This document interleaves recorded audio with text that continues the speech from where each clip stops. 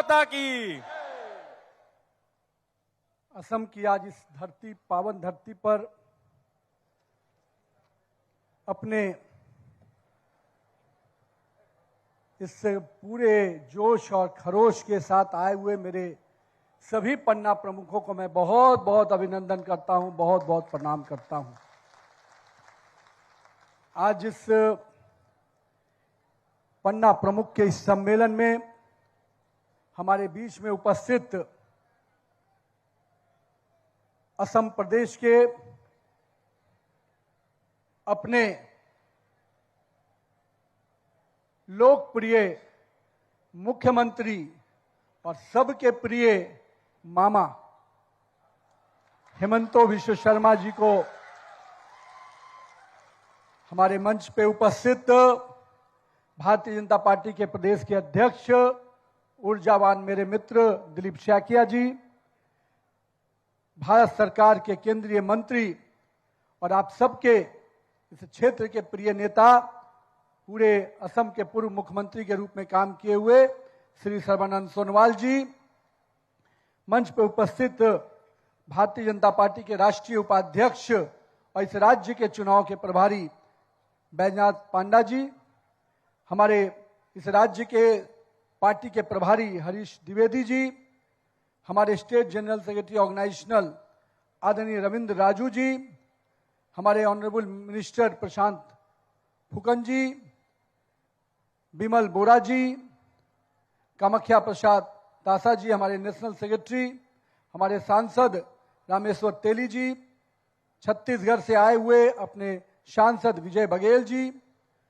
अपने डिब्रूगढ़ जिला के अध्यक्ष पुष्पांजलि सोनावाल जी, दुलाल बोरा जी डिस्ट्रिक्ट प्रेसिडेंट, और यहाँ पे उपस्थित अपने सभी माननीय विधायक विनोद हजारिका जी, चक्रधर गोगोई जी, तरेश गोवाल जी, तरनगा गंगोई जी, पुलकन गोहिया जी स्टेट वाइस प्रेसिडेंट, अपने सभी प्रदेश के पदाधिकारीगण, सभी जिला अध्यक्षगण, और मैं यहाँ पर उपस्थित अपने सभी मंडल अध्यक्ष, सभी जिला अध्यक्ष और शक्ति केंद्र से लेकर पन्ना प्रमुख तक आए हुए मेरे सभी बहुत ही प्रिय कार्यकर्ता बंधुओं, मैं आप सबको बहुत बहुत अभिनंदन करता हूं, आप सबका बहुत बहुत स्वागत करता हूं। ब्रह्मपुत्रा की इस पवित्र धारा को मैं भी नमन करता हूं। असम प्रदेश आदिशक्ति जगत जननी मां कामाख्या की भी पवित्र भूमि है, मैं उनको भी नमन करता हूं। मैं आज उस पुण्य धरा पर मौजूद होकर, जिसने वक्त की जरूरत के अनुसार देश को शस्त्र और शास्त्र दोनों का मजबूत संदेश दिया है, ऐसे इस प्रदेश को मैं नमन करता हूं।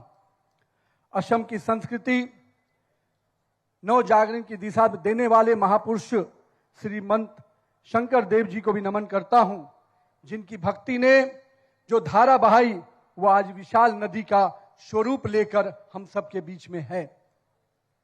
वीरता, शौर्य और बलिदान के प्रतीक वीर लचित बोरफुकन जी को और कोच वंश के महान सेनापति वीर चिला राय जी के भी मैं श्रद्धा सुमन अर्पित करता हूं। साथ ही साथ मैं आज के दिन भारत रत्न और हम कह सकते हैं असम से लेकर पूरे भारत की संस्कृति को एक सूत्र में बांधने वाले अपने भारत रत्न डॉक्टर भूपेंद्र हजारिका जी को भी मैं नमन करता हूं। साथ ही साथ भारत रत्न असम के प्रथम मुख्यमंत्री गोपीनाथ बारदोली जी को भी मैं आज के दिन नमन करता हूं। मित्रों, आज जिस प्रकार से यहां पर मिसिंग कम्युनिटी के उत्सव को मनाया जा रहा है, मैं आली आई लिगांग के इस बहुत पर्व के लिए बहुत बहुत शुभकामना देता हूं। आज के दिन मैं आज डिब्रूगढ़ आना, मैं जब राजनीति में नहीं आया तब से मेरा तिनसुकिया और डिब्रूगढ़ से एक संबंध बना हुआ है। मेरे मित्र, मेरे यहाँ के दोस्त उस समय डिब्रूगढ़ और तिनसुकिया से निकलकर दिल्ली में शिक्षा अर्जित करने गए थे। उस समय मेरे मन में हमेशा सपना रहता था कि मैं डिब्रूगढ़ और तिनसुकिया कब जाऊंगा। 30 साल पहले 1996 में वो दोस्ती शुरू हुई थी और 30 साल बाद आज मुझे उस धरती पे आने का मौका मिला। मैं इस धरती को बहुत बहुत अभिनंदन करता हूं, नमन करता हूं। जीवन में दोस्त का क्या महत्व होता है ये आप सभी समझते हैं।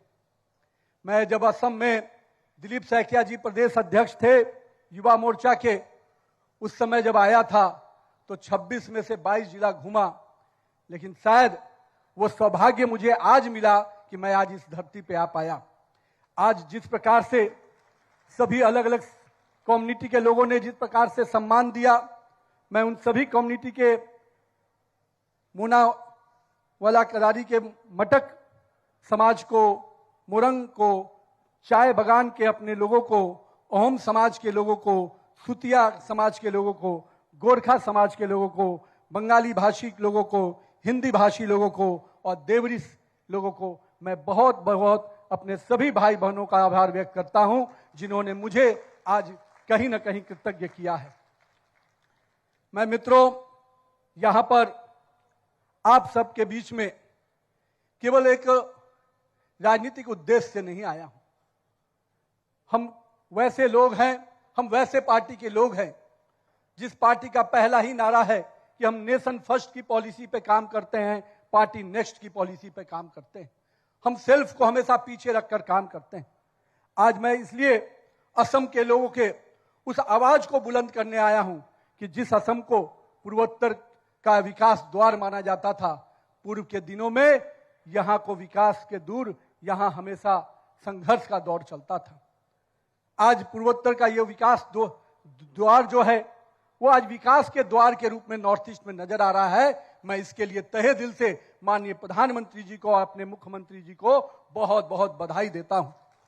असम हमारी सांस्कृतिक साहस और स्वाभिमान का प्रतीक रहा है, लेकिन एक समय ऐसा भी था जब हमें अपने आप से पूछना होगा कि एक समय संघर्ष का समय था, हमारे लोगों को सम्मान नहीं मिलता था, असम की गिनती हमारे संघर्षों के लिए होती थी, हमारे लोगों के बीच में जो तनाव का वातावरण था उसकी चर्चाएं दिल्ली तक पहुंचती थी।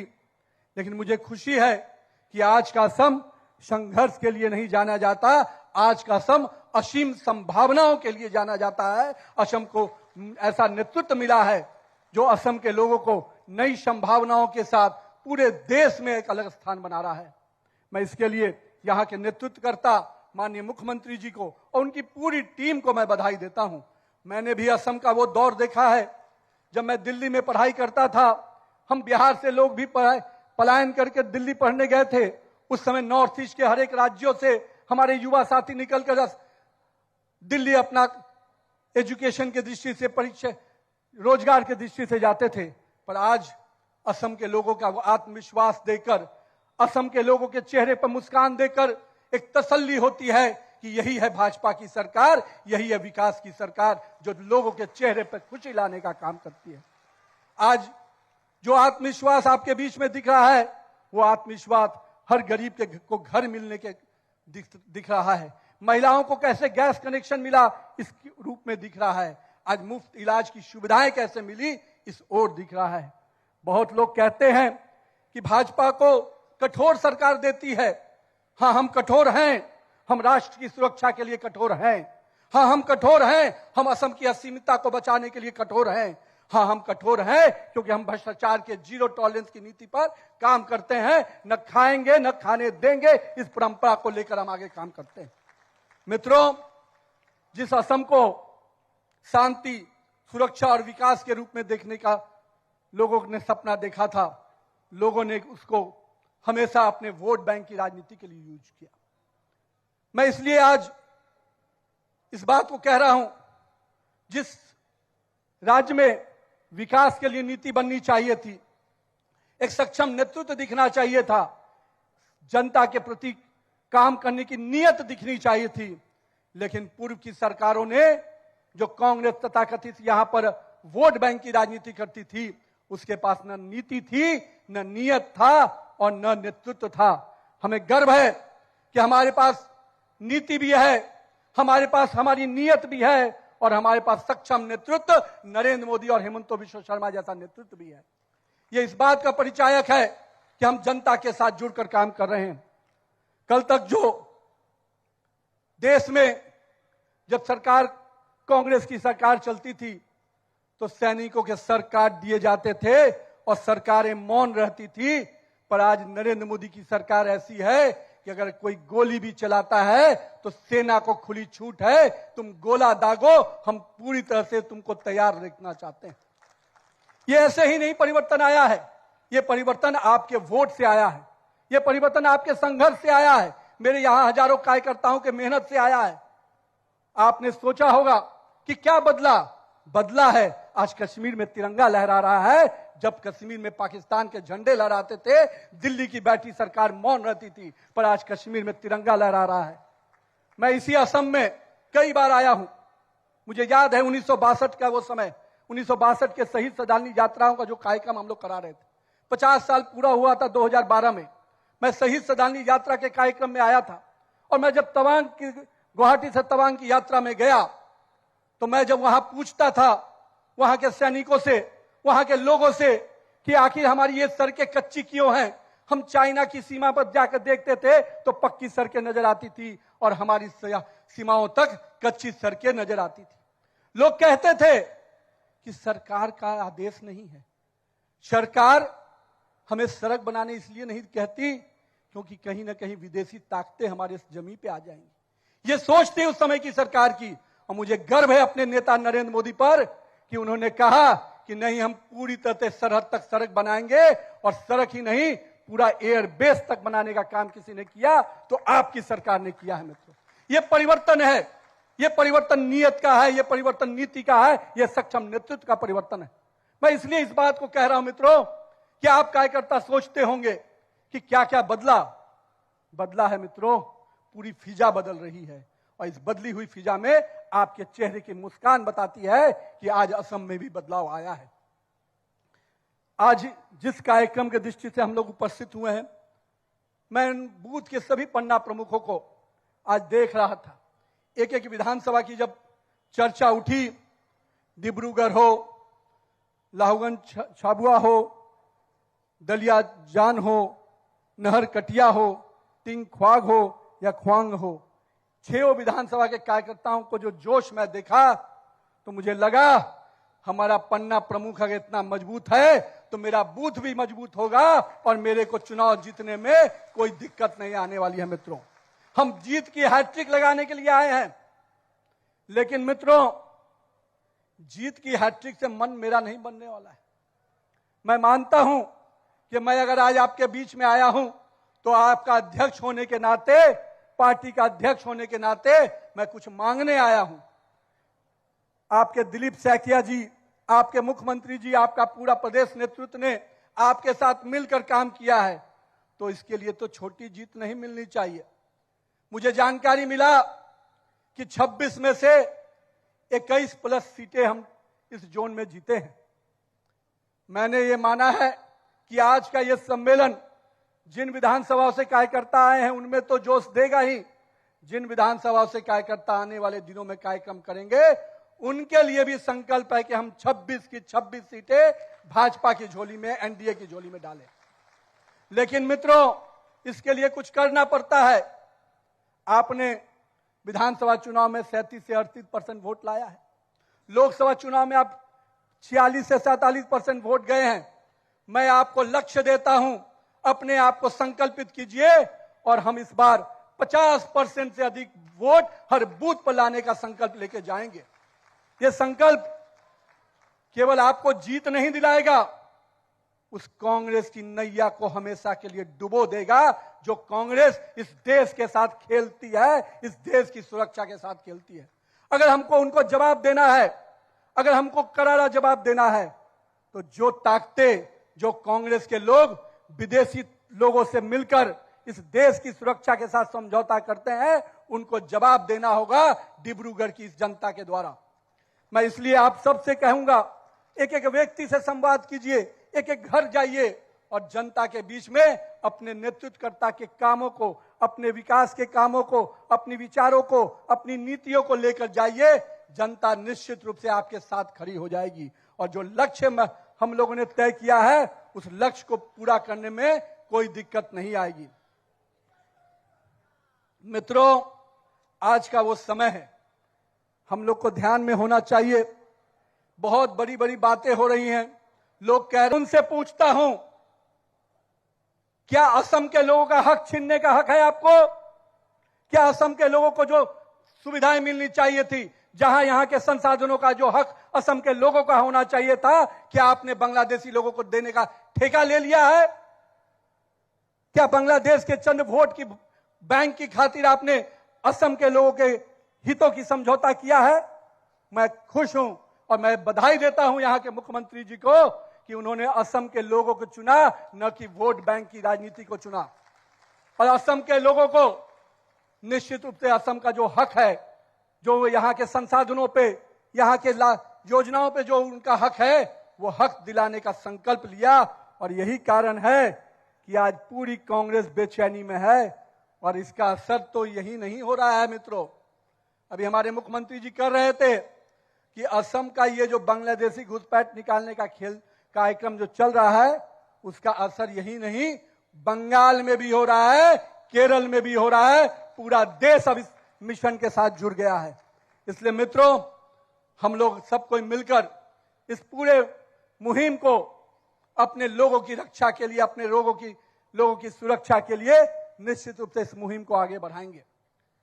एक समय था जब यहां के पूर्व के प्रधानमंत्री कहते थे कि देश के 45 करोड़ लोग उनके लिए लायबिलिटी है, चुनौती है। उनके बाद में उनकी बेटी पूर्व प्रधानमंत्री भी कहती थी कि 57 करोड़ लोग हमारे लिए चैलेंज हैं। लेकिन हमें सौभाग्य है कि हमें ऐसा नेतृत्वकर्ता मिला, जो नरेंद्र मोदी जैसा नेतृत्वकर्ता, जिन्होंने कहा कि 140 करोड़ देशवासी मेरे लिए एसेट है, मेरी ताकत है, और इसके बल पर हम देश का विकास कर सकते हैं। ये अंतर है आपके नेतृत्व के सोचने का तरीका का, जो लोगों के संसाधनों को अपना एसेट समझते हैं। लोग के हमारी इतनी बड़ी आबादी को एक एसेट मानकर आगे बढ़ना चाहते हैं।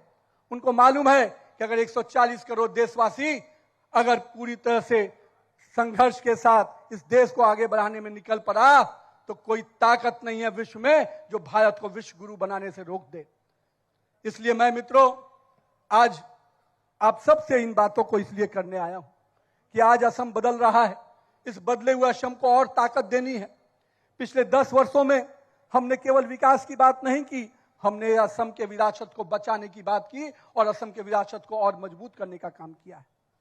चाहे सरायघाट के युद्ध को राष्ट्रीय पाठ्यक्रम का हिस्सा बनाने का हमारा लक्ष्य हो, चाहे हमारे अहोम इतिहास को शोध केंद्र के रूप में स्थापित करना तथा लचित दिवस को 24 नवंबर को राष्ट्रीय स्तर पर मनाने का सरकार का जो कर्तव्यनिष्ठ कदम है, निश्चित रूप से ये स्पष्ट दिखाता है कि हम अपनी विरासतों को कितना सम्मान देते हैं। नौगांव जिले में क्षेत्र में घुसपैठियों को कब्जा से 162 एकड़ भूमि को खाली कराकर महापुरुष श्रीमंत शंकर देव जी के स्मारक बनाया गया। घुसपैठियों के द्वारा एक एक इंच को मुक्त कराने का जो काम चल रहा है, वो निश्चित रूप से सराहनीय है। हम अहोम राजाओं द्वारा निर्मित असम की पिरामिड कहे जाने वाले सराइदेव म्यूजियम्स को यूनेस्को वर्ल्ड हेरिटेज में शामिल करना, यह हमारी संस्कृति को सम्मान देने के रूप में है। मैं इसलिए पूरी तरह से असम के लोगों को बधाई देता हूं और एक चीज के लिए और बधाई दूंगा। असम की राजधानी आपने गुवाहाटी के बाद दूसरी राजधानी अगर घोषित किया तो डिब्रूगढ़ को घोषित किया है। इसके लिए मैं माननीय मुख्यमंत्री और पूरी टीम को बधाई देता हूं। मैं ऐसे कई चीजें, चाहे महिला उद्यमिता को आपने जिस प्रकार से बढ़ावा दिया है और जिस प्रकार से असम में अरुणोदय योजना का तहत गरीबों को, जरूरतमंदों को आपने पूरी तरह से आर्थिक सहायता देने का जो काम किया है, वो निश्चित रूप से उस गरीब के घर में विकास की रोशनी पहुंचाने का काम किया है। जिसके चेहरे पे अब तक झुर्रियां थी, जिसके चेहरे में दुख था, आज उन चेहरों को भी आपने मुस्कान दिया है। मैं आज सब दिन पूरी तरह से, अभी हाल ही में ब्रह्मपुत्र नदी और उत्तर गुवाहाटी और दक्षिण गुवाहाटी को जोड़ने के लिए नवनिर्मित कुमार भास्कर वर्मा सेतु का निर्माण पूरा हुआ। इसके लिए पूरे असम की सरकार को, असम वासियों को बधाई देता हूं।